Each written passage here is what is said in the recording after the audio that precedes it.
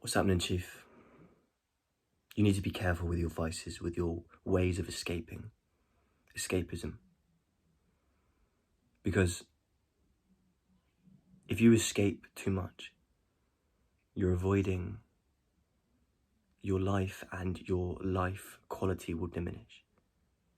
Some forms of escapism, some vices can make us depressed. They can water us down. In extreme cases, they can kill us. And it all comes down to the quality of your rodent cage. That's a metaphor I'm using based on an experiment I talk about in more detail in a video called Why Addiction Controls You. Watch that if you're interested. I talk about drug addiction and this experiment on 2 rodents. But essentially, bro, it means the quality of your life.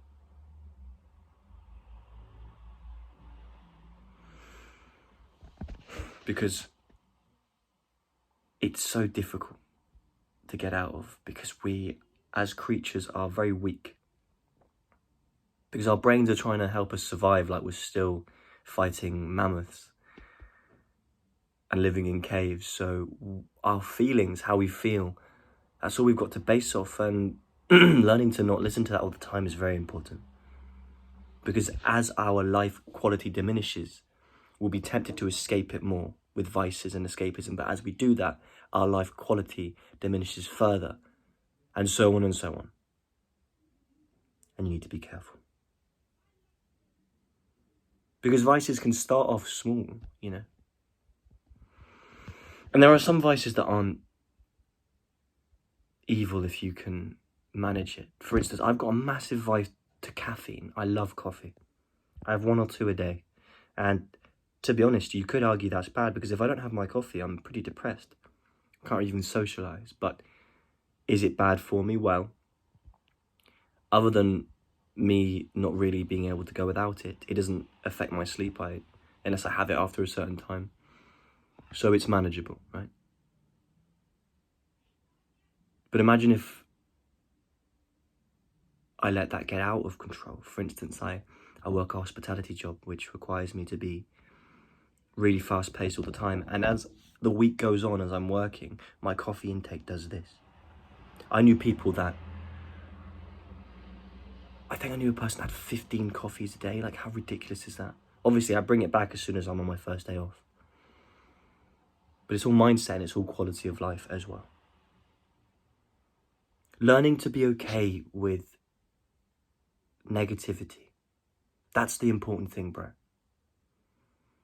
Because we have convinced ourselves to run from sadness, from feeling down. So we bury ourselves in alcohol, in booze, in chocolate, in junk food, and everything.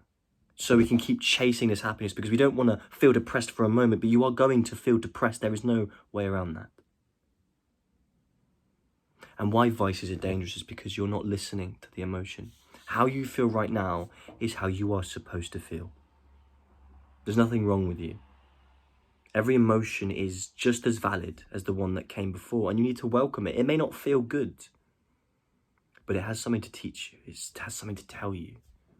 And by trying to drown yourself in vices, you are ignoring it, drowning it out. And that lesson will pass you. Yes, sometimes when you're feeling down, you can take the edge off, and that's what it's about, moderation. But it can become addictive very quickly to just run away from sadness, and that's mainly what this video is about. Not the addiction itself, but the running, why the addiction happened. Improve the quality of your life and your rodent cage. Brother, we've all been there, and you shouldn't beat yourself up, because as humans, we're designed to chase the good feelings. That's literally that's how we were kept alive back in the day. But if you do that constantly, you are going to ruin your life. Because we're not designed to be happy all the time, to be content all the time. We need sadness. It makes us human, it makes us more true. Do you understand?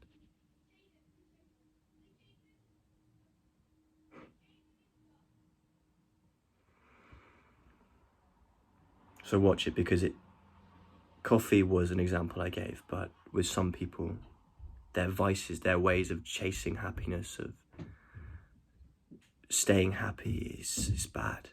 You know, it's happened to rappers. I used to really like Juice WRLD. You know what's happened to Juice WRLD? He overdosed on Percocets.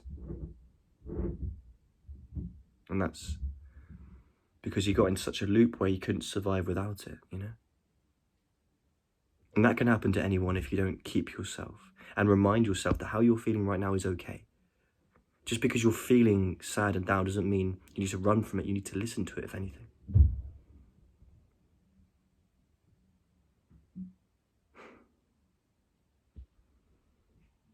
And that's the sad thing, that we can't feel sad anymore. You need to learn how to control your impulses as well.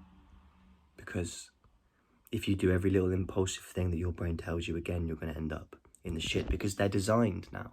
They've designed it. Those people behind the candies and the sweets and the chocolates and the porn and everything bad, they've designed it to hijack your brain. Your primal urges, they know what they're doing, and if you let that win, you're going to ruin your life. Be careful of your vices, bro.